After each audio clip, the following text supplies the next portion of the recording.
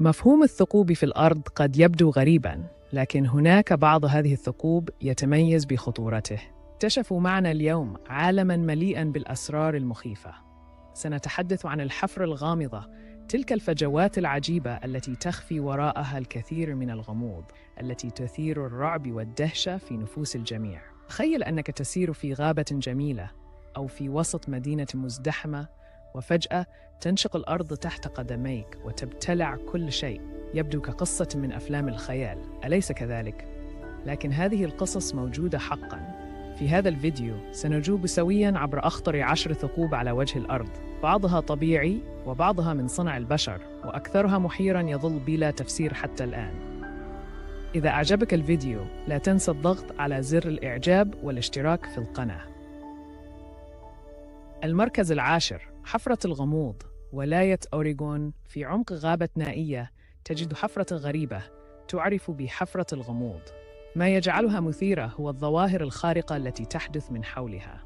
أشياء تسقط للأعلى، وطول الأشخاص يتغير بشكل مذهل بجانبها. الناس يتساءلون: هل هو خداع بصري أم خلل في الجاذبية؟ العلماء لم يتوصلوا إلى إجابة قاطعة بعد، لكنها تبقى مكاناً مثيراً للجدل. المركز التاسع، حفرة غواتيمالا. عندما استيقظ سكان مدينة غواتيمالا في عام 2003 كانت الكارثة على وشك الحدوث. حفرة عملاقة ابتلعت مبنى بالكامل بعمق يصل إلى 30 متراً وقطر يزيد عن 20 متراً. أذهلت الجميع. لقد ترافق هذا المشهد مع مزيج من الكارثة الطبيعية وضعف البنية التحتية، مما جعل البعض يظنون أن النيزكاً ألحق الضرر بالعاصمة. المركز الثامن، حفرة بيركيت، كندا. تعرف أيضاً باسم عين الشيطان، وهي حفرة تشكلت نتيجة اصطدام النيزك قبل ملايين السنين.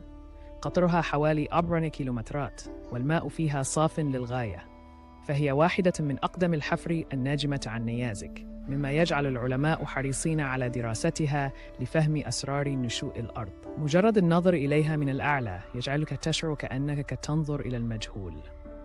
المركز السابع، حفرة كولا العميقة، روسيا. هذه الحفرة قد تكون من صنع الإنسان، لكنها حكاية مثيرة. بدأت الروس حفر أعمق بئر استكشافي في 1970، ووصلوا إلى عمق مذهل يتجاوز 12 كيلومتراً. لكن فجأة توقفت المعدات وارتفعت درجات الحرارة بطريقة غير متوقعة، وظهرت أصوات غريبة من الأعماق. لقد نسجت حول هذه الأعماق أساطير عديدة، لكنها تبقى إنجازاً علمياً مذهلاً ومخيفاً في آن واحد. إذا أعجبك الفيديو لا تنسى الضغط على زر الإعجاب والاشتراك في القناة. حفرة الزرقاء الكبرى في بليز. تلك الفجوة الرائعة التي تغمرها المياه الزرقاء.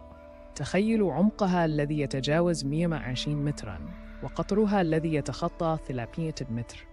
إنها وجهة مثالية للغواصين، رغم أن الغوص فيها يتطلب شجاعة، حيث تعيش في أعماقها أساطير غامضة وتيارات قوية. في الأردن ظهرت حفرة اليرموك فجأة في الأرض الزراعية، مما تسبب في ذعر السكان. يعتقد الخبراء أن سببها انهيارات جيولوجية، ولكن المجهول يبقى مقلقاً. هل نحن بالفعل على أرض مستقرة؟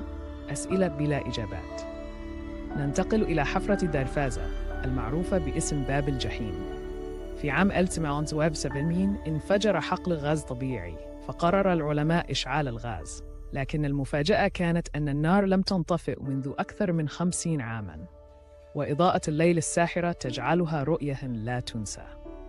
لنعد الآن إلى الصين، حيث حفر شينغو العملاقة يبلغ عمقها أكثر من 600 متر، وتحتوي على نظام بيئي خاص بها وغابات مظلمة تعيش حياة خاصة.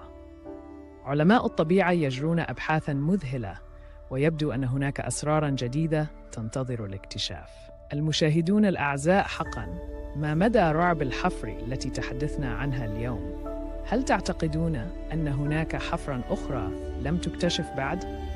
اتركوا لنا آراءكم في التعليقات، ولا تنسوا الإعجاب بالفيديو والاشتراك في القناة، فهناك المزيد من الحقائق المثيرة في انتظاركم.